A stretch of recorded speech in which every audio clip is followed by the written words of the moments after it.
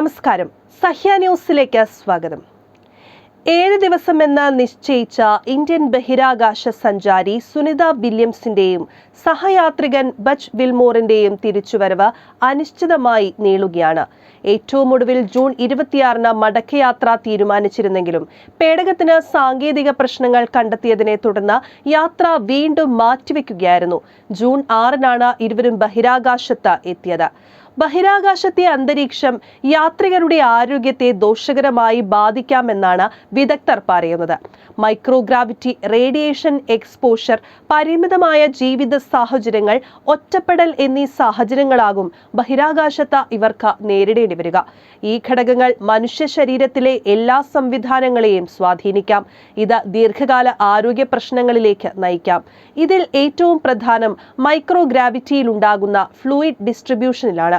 ഗുരുത്വാകർഷണ ശക്തി ഇല്ലാത്തതിനാൽ തന്നെ ഫ്ലൂയിഡ് ശരീരത്തിന്റെ മുകൾ ഭാഗത്തേക്ക് മാറുകയും ഇത് മുഖത്തെ വീക്കത്തിനും കാലുകളിലും പാദത്തിലും ഫ്ലൂയിഡ് കുറയുന്നതിനും കാരണമാകും.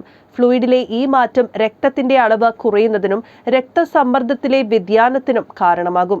കാലക്രമേണ ഇത് ഹൃദയത്തിന്റെ പ്രവർത്തനത്തെ ബാധിക്കുകയും ഭൂമിയിലേക്ക് മടങ്ങുമ്പോൾ ഓർത്തോസ്റ്റാറ്റിക് ഇൻടോളറൻസിലേക്ക് എത്തിക്കുകയും ചെയ്യും. ഇതിന്റെ ഭാഗമായി ബഹിരാകാശ യാത്രികർക്ക് നിൽക്കുമ്പോൾ തലകറക്കമോ ബോധക്ഷയമോ അനുഭവപ്പെടാം. മസ്കുലോസ്കെലിറ്റൽ സിസ്റ്റത്തെയും മൈക്രോഗ്രാവിറ്റി ബാധിക്കാം. ഇത് പേശികളുടെ ക്ഷയത്തിനും എല്ലുകളുടെ സാന്ദ്രത നഷ്ടമാകുന്നതിനും കാരണമാകും. ബഹിരാകാശ യാത്രികർക്ക് മസിൽ മാസ് പെട്ടെന്ന് കുറയാം, പ്രത്യേകിച്ച് ശരീരത്തിന്റെ കീഴ്ഭാഗത്തെയും പുറകുവശത്തെയും മസിലുകളുടേത്. ഇത് ശരീരഭാരം താങ്ങാൻ കഴിയാത്ത അവസ്ഥ സൃഷ്ടിക്കും. കൂടാതെ മെക്കാനിക്കൽ ലോഡിംഗ് കുറയുന്നതിനാൽ എല്ലുകൾക്ക് ധാതുക്കളുടെ നഷ്ടം ഉണ്ടാവുകയും ഇത് ഭൂമിയിലെ ഓസ്റ്റിയോപോറോസിസിന് സമാനമായ അവസ്ഥ ഉണ്ടാക്കുകയും ചെയ്യും. ബഹിരാകാശ നിലയത്തിലെ വ്യായാമങ്ങളും ഉപകരണങ്ങളും ഈ അവസ്ഥ ലഘൂകരിക്കാൻ ഉപകരിക്കുമെങ്കിലും അസ്ഥിക്ഷയം ഇപ്പോഴും നിലനിൽക്കുന്നുണ്ട്. ഗുരുത്വാകർഷണത്തിന്റെ അഭാവം സെൻസറി ഇൻപുട്ടിൽ മാറ്റം വരുത്തുന്നു. ഇത് ശരീരത്തിന്റെ പൊസിഷൻ നിലനിർത്താനുള്ള സ്വാഭാവിക കഴിവ്, സന്തുലനം, കണ്ണും കൈകളും തമ്മിലുള്ള കോർഡിനേഷൻ എന്നിവയിൽ മാറ്റം വരുത്തും.